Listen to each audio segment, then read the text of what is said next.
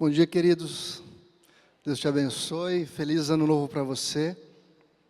Uma bênção a gente poder começar o primeiro domingo do ano na presença do Senhor, né? A gente está juntos aqui para celebrar. Eu queria ler com vocês o texto sobre o qual a gente vai basear a palavra de hoje, cujo tema é a escolha de Maria. O texto está lá em Lucas, capítulo 10, a partir do verso 38, e diz assim: Indo eles de caminho, entrou Jesus num povoado, e certa mulher, chamada Marta, hospedou-o na sua casa. Tinha ela uma irmã chamada Maria, e esta quedava-se assentada aos pés do Senhor, a ouvir-lhe os ensinamentos. Quedava-se quer dizer que ela ficava parada, quietinha lá. Marta agitava-se de um lado para o outro, preocupada em muitos serviços.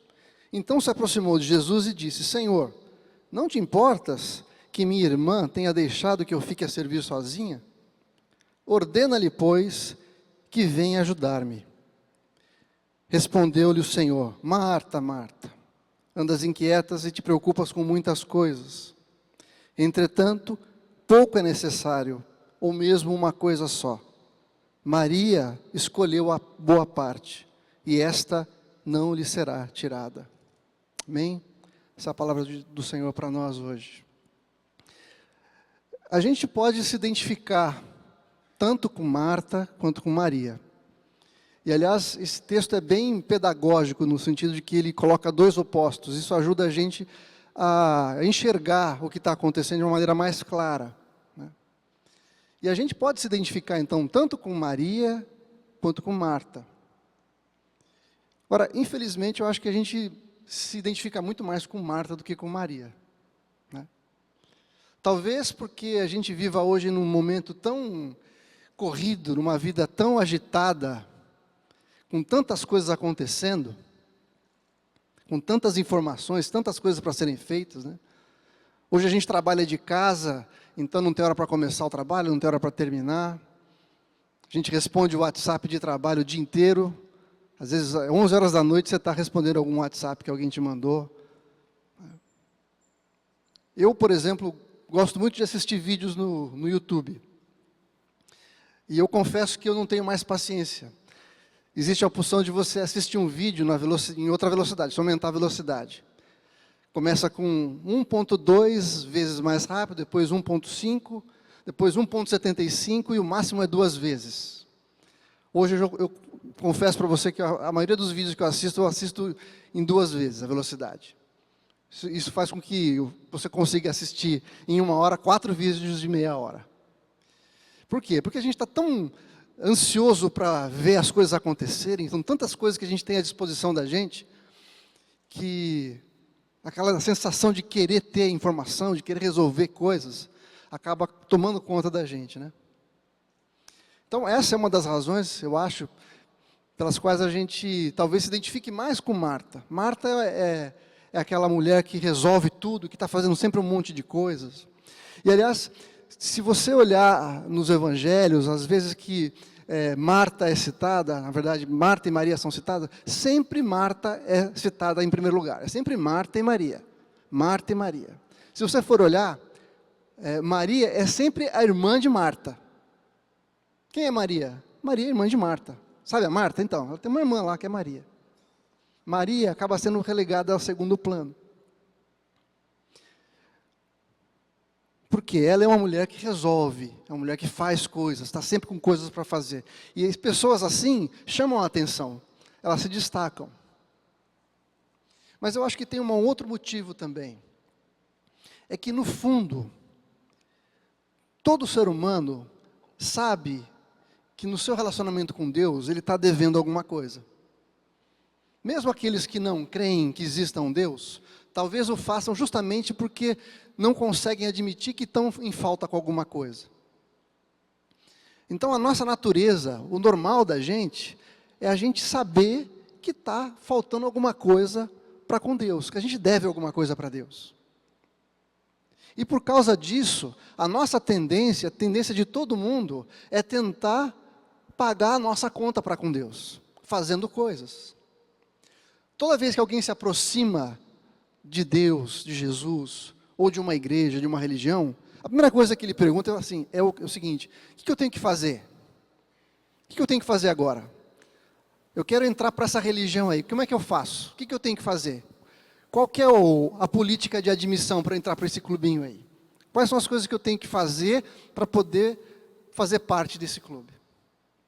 Então, muitas vezes, a nossa espiritualidade, a nossa maneira de se relacionar com Deus, está muito ligada àquilo que eu tenho que fazer, àquilo que eu faço. Eu acho que, se eu fizer as coisas certas, do jeito certo, aí sim Deus vai me aceitar, Deus vai me receber. Você já viu gente falar assim, esse negócio de igreja é legal, mas eu ainda não estou preparado, ainda não estou pronto para isso. Mais para frente, eu vou melhorar um pouquinho, aí eu vou participar lá da igreja, depois eu vou ver esse negócio. Como se a sua aceitação dependesse de algo que ele pudesse fazer. Mas, infelizmente, isso é a maneira mais comum das pessoas se aproximarem do Senhor, achando que tem que fazer alguma coisa. Agora, quando a gente se baseia o nosso relacionamento com Deus naquilo que a gente faz, isso causa duas respostas no nosso coração, ou pode causar duas respostas diferentes no nosso coração.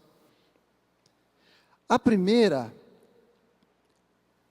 eu acho, que é você se sentir inseguro. Como assim? É pensar mais ou menos assim, será que eu fiz o suficiente? Será que está bom? Será que Deus vai me aceitar assim? Eu já fiz isso. Será que isso já é suficiente? Será que já está bom? Ou, será que falta mais um pouco? Eu não fiz aquilo. E agora, será que Deus ainda continua me recebendo? Por exemplo, você deve conhecer a história narrada nos evangelhos do jovem rico que se aproxima de Jesus. Ele chega para Jesus e fala assim, Senhor, o que eu preciso fazer para receber a vida eterna? E Jesus fala, cumpre os mandamentos. E aí o jovem fala assim, Senhor, quais eu tenho que cumprir? E Jesus fala alguns mandamentos. E se você prestar atenção, os mandamentos são divididos basicamente em duas partes. Os primeiros mandamentos falam do nosso relacionamento com Deus. Não termos outros deuses, não fazer imagem, guardar o sábado. Tudo isso tem a ver com o nosso relacionamento com Deus. Colocar Deus em primeiro lugar. E a segunda parte desses mandamentos tem a ver com o nosso relacionamento horizontal com as pessoas. Não mentir, não adulterar, não roubar, não cobiçar. E Jesus lista, basicamente, esses mandamentos que têm a ver com o outro. E o jovem fala assim, Senhor, eu tenho feito tudo isso.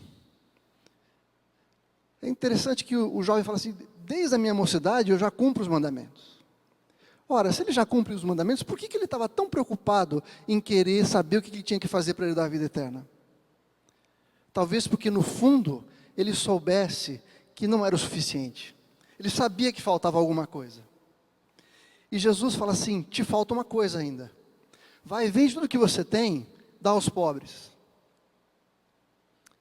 Depois vem e me segue. E o texto diz que ele vai embora chateado porque ele era muito rico. Por que Jesus fala sobre isso, de vender o que ele tinha? Será que é um problema a gente ter dinheiro, a gente ser rico? Não acho. Na verdade, o problema daquele jovem é que os primeiros mandamentos, no fundo, ele não estava cumprindo. O seu Deus era o dinheiro. A sua segurança estava no dinheiro. E por causa disso, ele não podia ter a certeza de que ele estava fazendo a vontade de Deus, que ele estava cumprindo os mandamentos que ele sabia que ele tinha que cumprir. Então, toda vez que a gente se baseia nos nossos feitos, nos nossos méritos, naquilo que a gente faz, com certeza a gente vai ficar inseguro diante de Deus. Porque a gente nunca vai ter a certeza de que fez o suficiente. Sempre vai faltar alguma coisa. E mesmo, por mais que eu faça, em algum momento eu vou falhar e vou falar, Deus, e agora? Será que ainda estou no clube? Ou eu fui colocado para fora? Então, insegurança. Quando a gente depende daquilo que a gente faz, quando a gente depende da nossa performance, a gente fica inseguro. Mas uma outra coisa que a nossa performance e a maneira como a gente vive pode trazer para a gente é um coração amargo, um coração ressentido. E como é que isso funciona? Tem um exemplo muito interessante quando Jesus conta a parábola do filho pródigo. Você sabe, o filho pródigo é o filho mais novo que decide pedir a parte da herança para ir embora. Ele quer viver a sua vida, ele não quer mais depender do seu pai. Ele não quer mais viver a sua vida de acordo com os parâmetros do pai. Ele quer fazer as coisas do jeito dele. Ele vai embora e vive dissolutamente, como diz o texto, gasta tudo que tem, passa por uma fome e acaba tendo que trabalhar cuidando de porcos. Quando ele está ali, ele percebe a bobagem que tinha feito e fala: até os trabalhadores do meu pai comem melhor do que eu. Eu vou voltar para casa. E vou falar: pai, eu não mereço ser teu filho, mas me trata como um dos seus funcionários. Quando ele chega, o pai está esperando no portão, esperando, vê ele de longe, corre até o seu filho, o abraça, beija, coloca ele para dentro de casa, troca as suas vestes. Lembra que ele estava passando fome, estava fedido, estava magro, todo maltrapilho. Seu pai o abraça, o beija, traz para dentro de casa, dá vestes novas, manda matar um animal cevado, um animal gordo, dá uma festa para ele, coloca um anel no seu dedo, sandália nos seus pés, e dá uma festa. Nesse meio tempo, o irmão mais velho, que aliás tinha recebido também a sua parte na herança, quando o pai dividiu a herança para o filho mais novo, também deu a herança para o filho mais velho. O filho mais velho está no campo, trabalhando provavelmente, e ouve a bagunça lá na sua casa, aquele barulho, e pergunta: o que aconteceu? Por que está essa festa toda? Ah, o seu irmão voltou para casa, e seu pai deu uma festa para comemorar. O filho mais velho fica irritado. Ele se recusa a entrar na festa, a participar da festa. E nessa parábola é muito claro que o pai representa a Deus. E Jesus diz que o pai vai buscar o seu filho mais velho.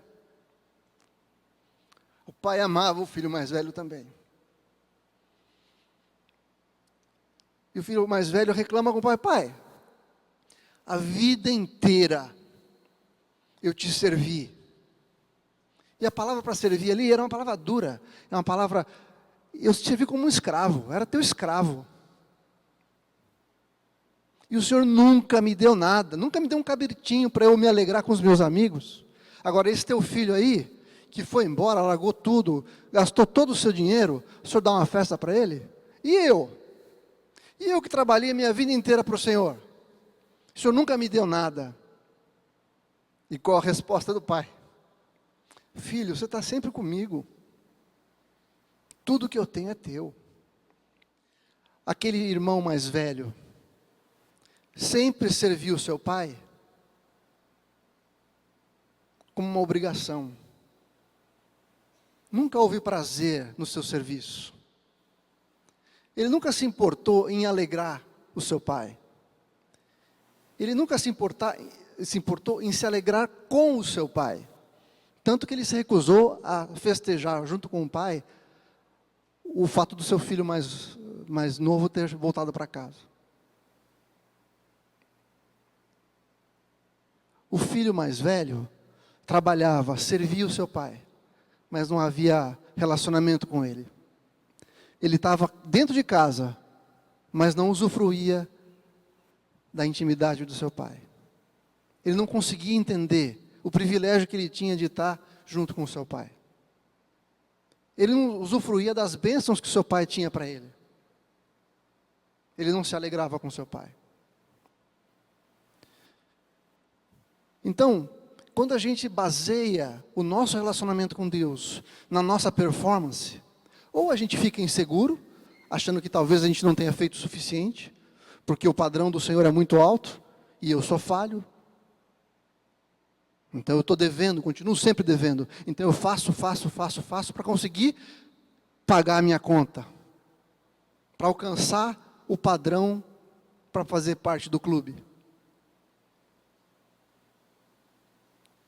Ou eu me sinto inseguro, ou eu fico amargo. Eu já fiz tanto e Deus não faz o que eu quero. Eu já fiz tanto e Deus não me abençoa. Deus não me dá nenhum cabritinho. Puxa, eu estou trabalhando tanto, eu estou te servindo, e o Senhor não está nem aí. Aliás, foi exatamente essa a resposta, aquilo que Marta falou para Jesus.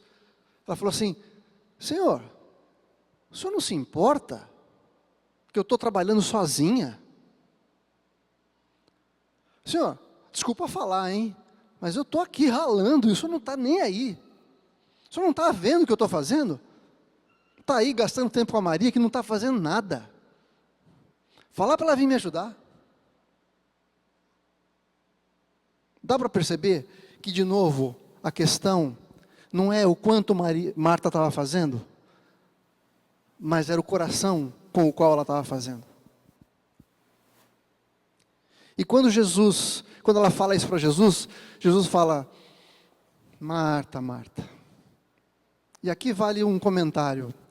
Toda vez que você vê na Bíblia alguém repetindo um nome, é uma maneira de trazer essa pessoa para perto, de mostrar carinho para ela. É como Jesus fala assim: Marta, minha querida. Jesus amava Marta. Marta, Marta, você está muito preocupada. Você está pensando em muita coisa. E o pior, Marta, você está distraída. Você não está usufruindo da minha presença. A mesma coisa com o filho mais velho. Ele estava com o pai todo o tempo. Mas ele estava tão preocupado em servir, em trabalhar, em mostrar para o pai que ele merecia ganhar o seu cabritinho, que ele não usufruía e não tinha percebido que ele tinha tudo do seu pai à sua disposição. Marta fala: Senhor, fala para Maria vir me ajudar. Quando você pede alguma coisa para Jesus, o que é isso? É uma oração, né? Concorda? De certa forma, Marta estava orando para Jesus: Senhor, faz isso para mim. E qual a resposta de Jesus para Marta? Não vou fazer não. Maria escolheu a parte boa. Eu não vou tirar isso dela. Isso não está intrinsecamente ligado a essa mensagem, mas vale a gente observar o seguinte: um dos motivos pelos quais Deus não responde a nossa oração é porque ela é uma oração errada.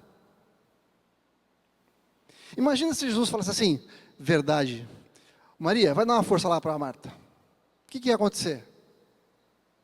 As duas iam ficar enroladas. Nenhuma das duas ia desfrutar da presença de Jesus.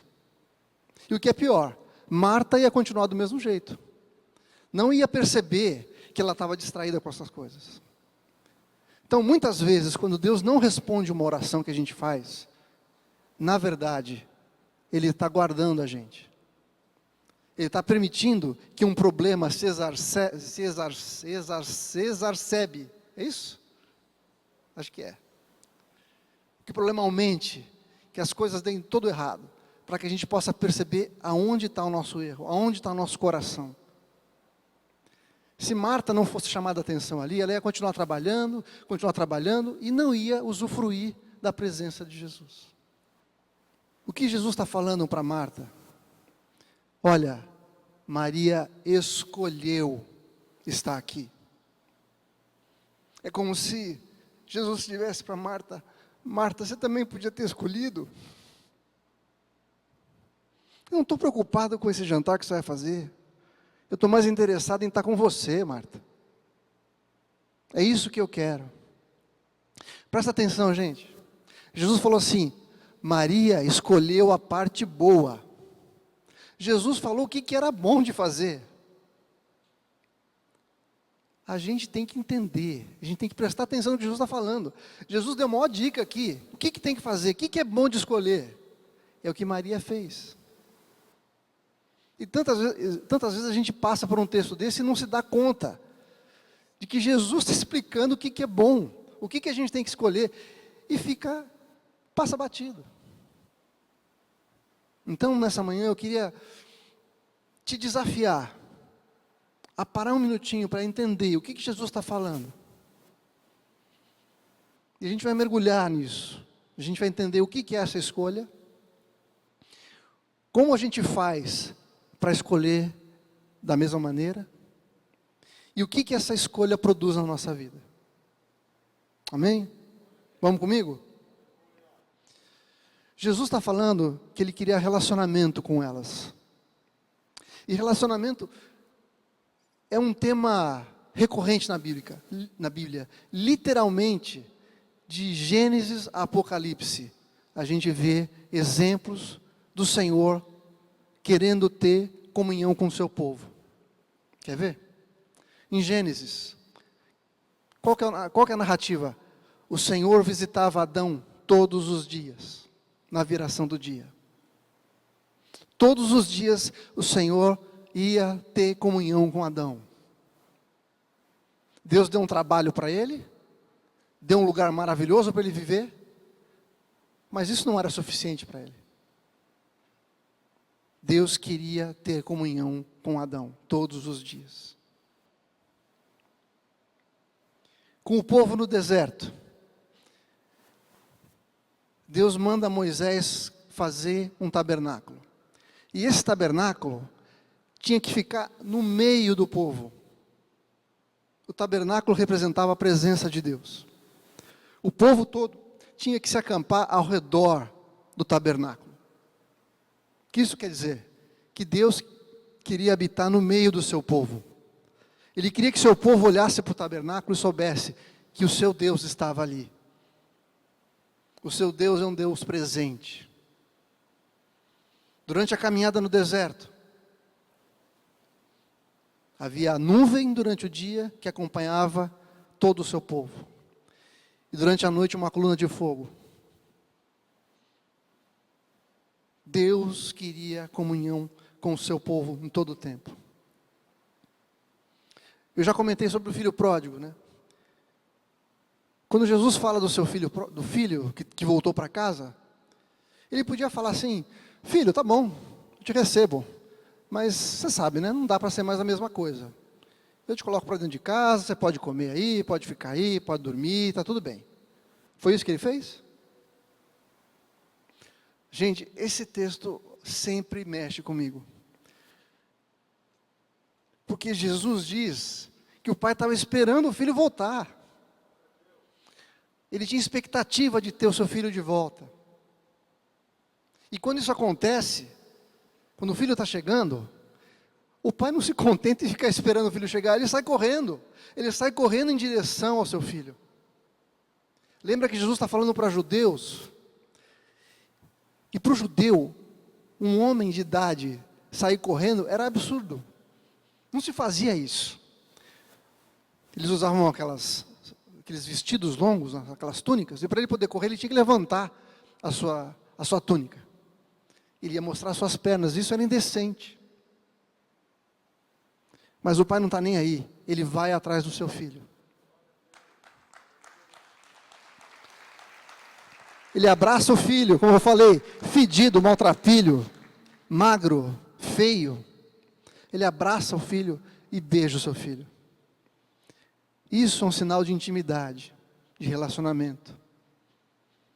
Deus não simplesmente nos coloca para dentro do clube. Ele quer ter relacionamento com a gente, Ele quer ter intimidade com a gente.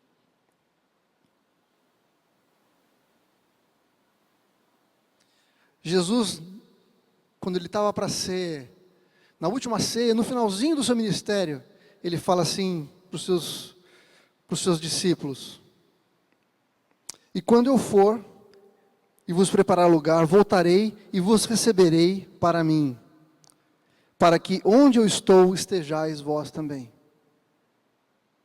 Jesus foi para o céu preparar lugar para voltar e nos levar para estar com Ele eternamente. É isso que o Senhor quer com a gente.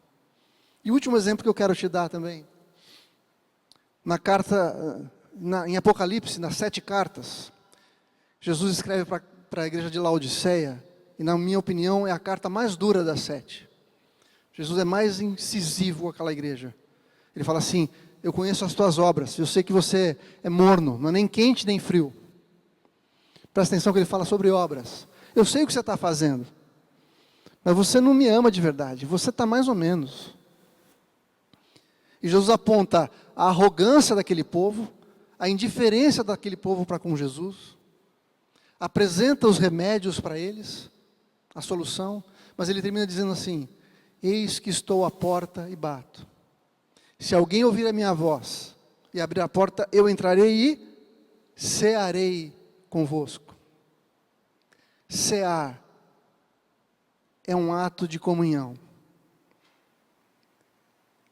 Naquela época você só ceia, só come com gente com quem você se importa. Por isso que as pessoas achavam um absurdo Jesus comer com os pecadores, com os publicanos. Jesus estava tendo comunhão com aquelas pessoas. Não é à toa que Jesus fala que Maria escolheu a parte boa. Porque Maria decidiu abrir mão daquilo que ela podia fazer, abrir mão da sua performance, daquilo que ela faz, mas ela se sentou aos pés de Jesus para ouvir os seus ensinamentos e depender exclusivamente da sua graça. Ela não precisava provar nada para ninguém, porque Jesus era a graça que ela precisava. Agora, como é que a gente faz então para fazer a mesma coisa que Maria? Eu acho que o texto dá algumas dicas para a gente.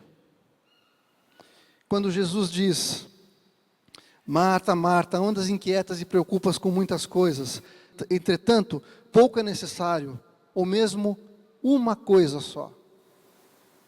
Maria escolheu. Jesus está falando, só uma coisa você precisa fazer. E Maria escolheu a coisa certa. E quando eu li esse texto, eu me lembrei do Salmo 27, versículo 4. Esse é um salmo de Davi. E ele começa dizendo assim: como cercar os meus inimigos? Ainda que um exército se acampe contra mim, eu não temerei. Mas eu vou fazer uma coisa. Ele diz assim: uma coisa peço ao Senhor e a buscarei, que eu possa morar na casa do Senhor todos os dias da minha vida, para contemplar a beleza do Senhor e meditar no seu templo. Davi, parece que ele estava vendo Jesus falar para Maria lá na frente: Senhor, eu só quero uma coisa do Senhor. Eu quero morar na tua casa. Eu quero estar na tua presença. E a gente pode brincar dizendo assim: Davi não falou: Senhor, eu quero passar férias na tua casa. Senhor, eu quero passar o fim de semana aí. Quero te dar uma visitadinha. Não. Davi falou assim: eu quero morar na tua casa. E na casa, quando você pensa em casa, o que vem na tua cabeça? Casa fala de segurança, é um lugar onde você se sente seguro, é um lugar onde existe provisão, mas acima de tudo, é um lugar onde existe intimidade, relacionamento. Casa é o lugar onde a gente desenvolve relacionamentos, desenvolve intimidade com o nosso Pai. E Davi fala então: uma coisa eu peço, que é morar na tua casa todos os dias da minha vida. Então, uma das coisas que é necessário para a gente desenvolver essa escolha de Maria. Desculpa, eu não vou te dar uma dica assim, do tipo, 7 passos para, 3 atitudes para, ou passa na livraria, compra o kit comunhão com Deus, que em 7 dias você vai estar com comunhão com o Senhor. Desculpa, não funciona assim. Davi pediu para morar todos os dias da sua vida. Isso é um processo, gente. Depois que você ouvir essa palavra, não espere que na terça-feira você já vai estar 100%. É um processo. Alguns meses atrás, o apóstolo Lamartine pregou, E ele citou uma frase do pastor Danilo Figueira, que diz assim: o prazer da vida devocional é fruto e não semente. Ou seja, o prazer de estar com o Senhor vem depois. A semente é a disciplina. Quando eu realmente priorizo estar com Deus, eu crio o ambiente para o que há de mais maravilhoso na vida cristã, a intimidade com Deus. Se eu não me disciplinar a estar na presença do Senhor, eu não vou colher o prazer de estar na presença do Senhor. Davi queria estar na presença do Senhor todos os dias para contemplar a sua beleza. E aqui é uma outra coisa que a gente não consegue fazer mais, né? Contemplar, parar para contemplar, para olhar, para absorver. A palavra contemplar aqui é absorver, entender, digerir. E é diferente de um conhecimento intelectual, um conhecimento formal. É diferente você saber que Deus é bom e experimentar a bondade do Senhor. É diferente você saber que Deus cura e experimentar a cura do Senhor. É diferente você saber que Deus manda a provisão e você experimentar que Deus manda a provisão dele todos os dias. Tudo que a gente precisa. Salmo 34, versículo 4, se não me engano, diz: provai e vede que o Senhor é bom. E provar ali é comer, literalmente comer. Eu não posso comer para você. O sabor de alguma coisa, eu posso falar para você, abacaxi é doce, mas ele é meio ácido. Você não vai entender até você comer o abacaxi. Tá certo? A gente tem que se apropriar das verdades do Senhor. E como é que a gente faz isso? Contemplando o Senhor, olhando para as suas características, para o seu caráter, gastando tempo na sua presença. No versículo 5 do Salmo 27 diz assim: pois no dia da adversidade ele me ocultará no seu pavilhão, no recôndito do seu tabernáculo me acolherá. Eu quero destacar a palavra tabernáculo aqui. Davi profeticamente estava falando de Jesus. Sabe por quê? Em João capítulo 1, verso 14, diz que o verbo se fez carne e habitou entre nós, e vimos a sua glória como a glória do Pai. A palavra habitou, na verdade é tabernaculou. Jesus é o nosso tabernáculo. Jesus é o nosso tabernáculo. Ele se fez carne, Ele é o Deus que se fez carne. Você pode aplaudir o Senhor por causa disso?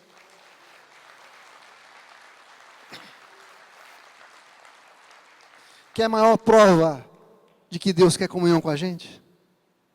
Ele, como Deus Todo-Poderoso, se aproximasse da gente, a gente ia ser fulminado. Mas para que Ele pudesse fazer isso, Ele se despe da sua glória, da sua majestade, se torna homem e habita entre nós, para que a gente pudesse habitar nele e viver com Ele. Deus quer comunhão com a gente.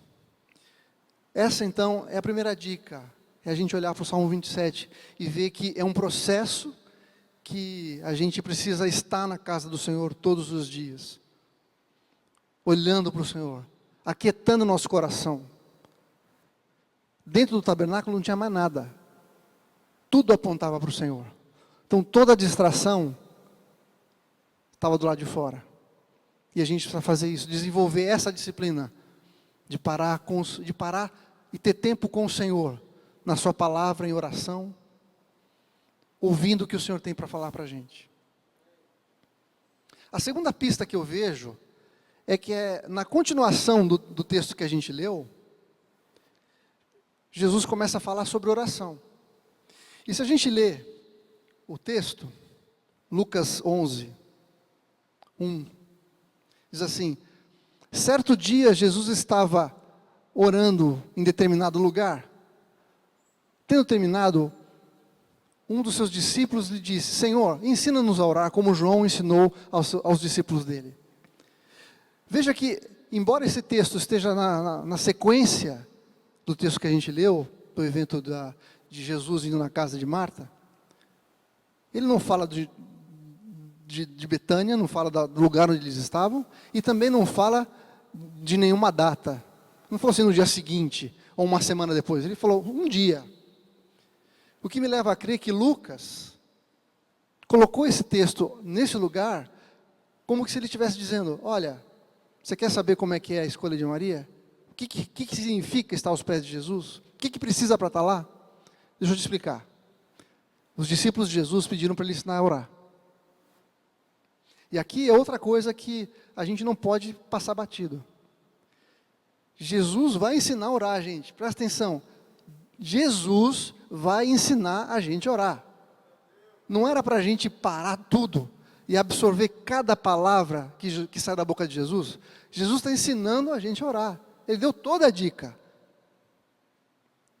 E aí o texto diz, quando orardes, direis assim, a primeira palavra da oração, Pai.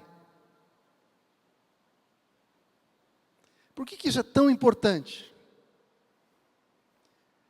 Porque a relação de pai e filho é uma relação incondicional.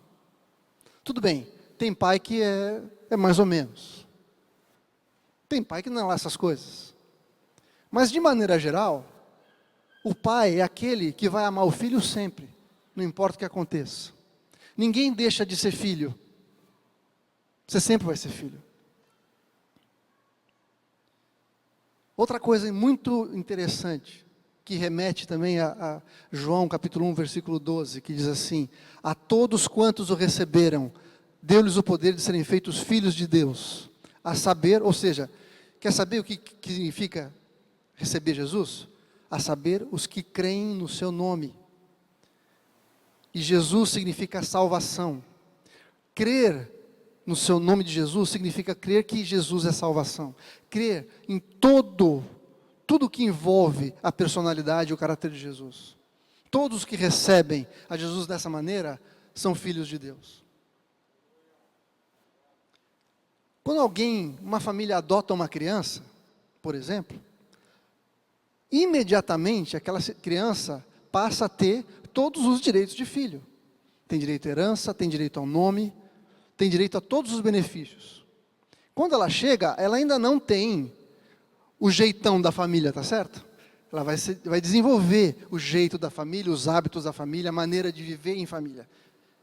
Mas imediatamente ela se transforma parte da família. E isso que acontece com a gente.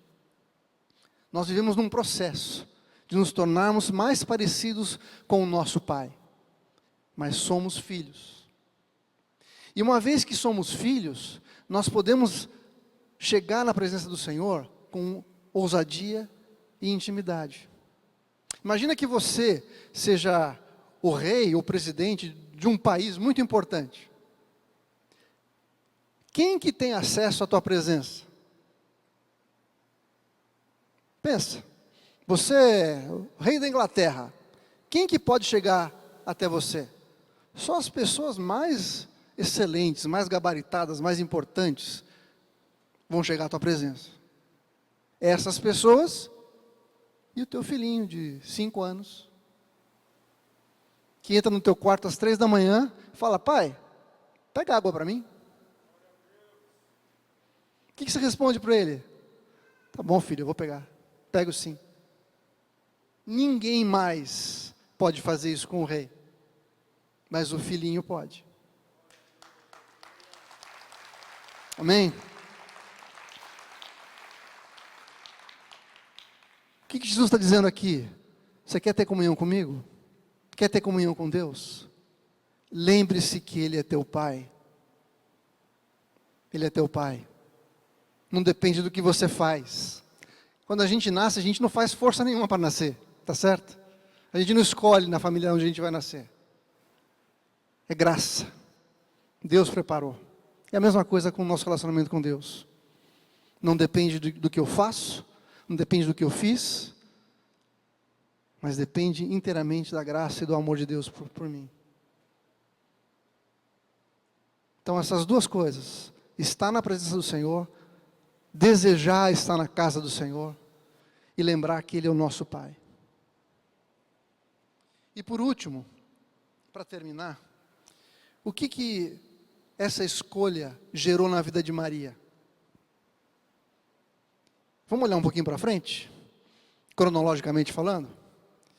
Lá em João capítulo 12, versículos de 1 a 7, diz assim: 6 dias antes da Páscoa, Jesus chegou a Betânia, onde vivia Lázaro, a quem ressuscitara dos mortos.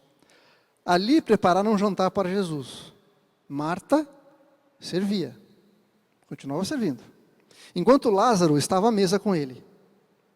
Então Maria pegou um frasco de nardo puro, que era de um perfume caro, derramou aos pés de Jesus e o enxugou com seus cabelos. E a casa se encheu com a fragrância do perfume. Mas um dos seus discípulos, Judas Iscariotes, que mais tarde iria traí-lo, fez uma objeção. Por que a gente não vende esse perfume? Daria o dinheiro aos pobres? Dá para vender por uns 300 denários. Ele não falou isso porque tinha interesse nos pobres, mas porque era ladrão, sendo responsável pela bolsa do dinheiro, e costumava tirar do que tinha dentro dessa bolsa. Jesus respondeu: deixai em paz, que o guarde para o dia do meu sepultamento. O que acontece aqui? Aquela Maria, que lá atrás semeou estar aos pés de Jesus, colheu agora algo na sua vida. Ela entendeu o valor de Jesus. Ela entendeu que não existia nada, nem ninguém mais precioso para ela do que o próprio Jesus. Jesus diz, e conta a parábola do tesouro escondido, que diz lá em Mateus 13:44. O reino dos céus é semelhante a um tesouro oculto no campo, o qual certo homem, tendo achado, escondeu. E transbordante de alegria, vai, vende tudo o que tem e compra aquele campo. Jesus está falando que alguém achou um tesouro escondido num campo, e como ele não podia pegar aquele tesouro para ele, porque o campo não era dele, o que ele faz? Ele sai e vende tudo o que tem, feliz da vida, volta e compra o campo, porque ele sabia que tinha um tesouro ali. Ele não saiu e foi vender as coisas dizendo assim: ai caramba, eu vou ter que vender tudo que eu tenho. Eu vou ter que abrir mão do que eu tenho só para comprar aquele campo lá. Não, ele foi feliz da vida, transbordando de alegria. Ele falou assim: quer dizer que se eu vender o que eu tenho, eu vou poder comprar aquele campo que tem aquele tesouro maravilhoso? Ele não pensou 2 vezes. Foi o que Maria fez. Ela abriu mão do que ela tinha. E aqui, vale a pena a gente parar para pensar em alguns detalhes. Uma mulher soltar os seus cabelos e ungir os pés de Jesus com perfume e secar com os cabelos, quando ela solta os seus cabelos, ela está abrindo mão da sua reputação. Era alguma coisa impensável para uma mulher fazer.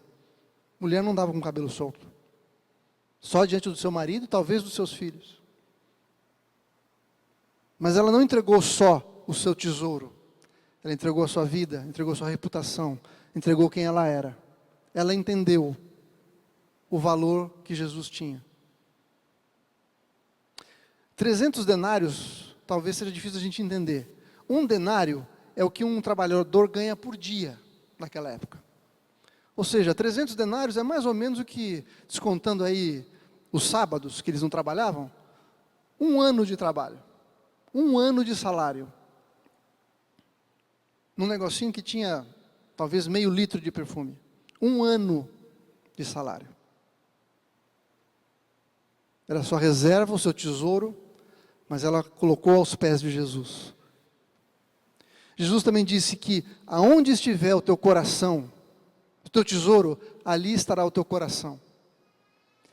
Sabe o que Maria fez? Ela pegou o coração dela, botou uma âncora aos pés de Jesus. Ela pegou o seu tesouro, colocou ali, para quê? O coração dela jamais ia sair da presença de Jesus.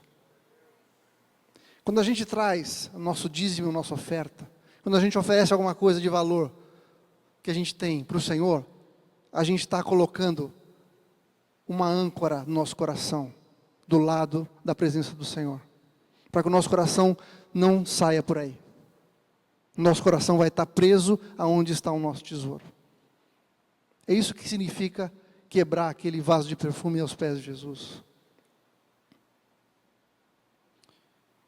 Então a primeira consequência que eu vejo na vida de Maria é que ela foi transformada e recebeu uma revelação de quem Jesus é, do quanto a sua vida vale, porque ela entrega tudo para o Senhor. E a segunda coisa é que ela de fato entendeu o Evangelho, ela de fato entendeu a missão de Jesus. Por exemplo, quem que deu piti lá? Judas. Judas não era só um ladrão. Judas era um revolucionário que via Jesus como uma possibilidade de tirar o povo, tirar o povo judeu da escravidão e do domínio dos romanos. Ele achava que Jesus ia fazer outra coisa. Ele tinha uma outra ideia sobre Jesus. Ele achava que o Messias, que ele estava esperando, ia fazer outra coisa. Ele não entendia que o Messias precisava morrer. Mas Jesus falou assim, ela está fazendo isso para o meu sepultamento, ela está me preparando para o sepultamento. Mas só Maria que sabia que Jesus ia morrer? Jesus já tinha falado várias vezes para os seus discípulos, importa que o Filho do Homem vá para Jerusalém, para ser entregue nas mãos dos judeus, para sofrer, ser morto e ressuscitar. Ele falou isso mais de uma vez. Todos sabiam, mas ninguém tinha entendido. Tinha ouvido, mas não tinham escutado. Quando a gente se debruça aos pés de Jesus, a gente passa a ouvir e a entender a vontade de Jesus, o seu chamado e a sua obra perfeita. Talvez Maria ali fosse a única que tivesse entendido de fato que a missão de Jesus era ir morrer na cruz. Ela sabia que ele ia morrer. Por quê? Porque ela conheceu Jesus intimamente. Ela conheceu Jesus de verdade.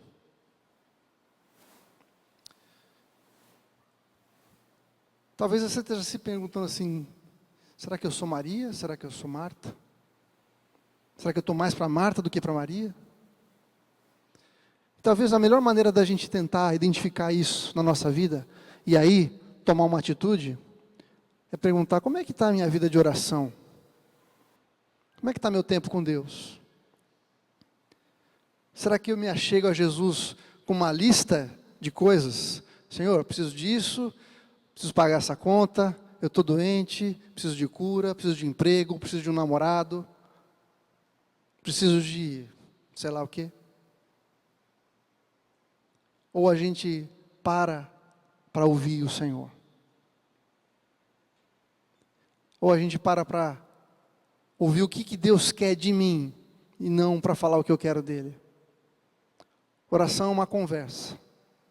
Jesus orava todo dia, o tempo todo, ao Pai. Será que Jesus tinha tanta coisa assim que ele queria? Tinha tantos pedidos para Deus? Ou ele estava ouvindo o que Deus queria? Alguém já disse que oração não é só eu conseguir algo que eu faço para conseguir algo da parte de Deus. É algo que eu faço para que Deus possa conseguir algo de mim também. Quando eu oro, eu começo a ouvir, a me lembrar das palavras do Senhor. Eu permito que o Espírito Santo aponte o caminho. Fala, olha, filho, não é isso que você tem que fazer não. Esse sentimento está errado. Essa motivação está errada. É por aqui. Isso que você está pedindo não vai ser bênção para você. Eu vou te dar o que é melhor para você. Ou será que a gente se aproxima do Senhor com ideias pré-estabelecidas, do tipo, Deus é amor. Eu creio num Deus que não julga as pessoas, afinal Deus é amor. Eu creio que no fim vai dar tudo certo. Esse negócio de só Jesus é o caminho é meio forçado, né? Meio exagerado. Não. Tempo com Jesus faz com que a gente entenda quem Jesus é de fato. Se o Deus a quem servimos não nos desafia, não nos coloca na berlinda, não nos coloca no canto e fala, você precisa mudar, você precisa ser transformado, muito provavelmente esse Deus é um Deus muito fraco, não é o Deus verdadeiro. Porque o Deus Todo-Poderoso exige de nós transformação e mudança de vida. E para que isso aconteça, a gente precisa estar na presença dEle. Precisa reconhecê-lo como nosso Pai. Precisa se aproximar dEle, crendo que o nosso relacionamento com Ele não depende daquilo que a gente faz, mas da sua graça. Amém? Glória a Deus. Queria pedir para você fechar seus olhos. Todas as vezes que Jesus orava, todos os registros de Jesus orando, Jesus começa dizendo, Pai, Pai da glória, Pai do céu. A única vez que Jesus ora e não chama Deus de Pai, é quando Ele estava na cruz. Ele chama, Eli, Eli, porque o Senhor me abandonou. Essa é a única vez que Jesus não chama Deus de Pai. Porque ali na cruz, Ele estava representando a mim e a você. Na cruz, Deus virou as costas para Jesus. Porque essa é a resposta que nós merecíamos. Deus não olhar para a gente mais, nos rejeitar por causa do nosso pecado, da nossa rebelião.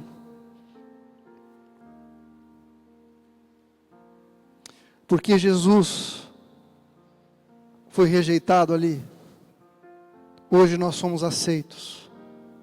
Porque Jesus foi abandonado, nós podemos nos achegar à presença do Pai.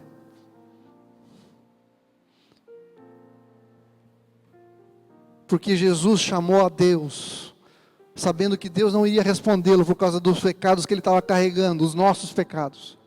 Hoje nós podemos entrar na presença de Deus e falar, Pai.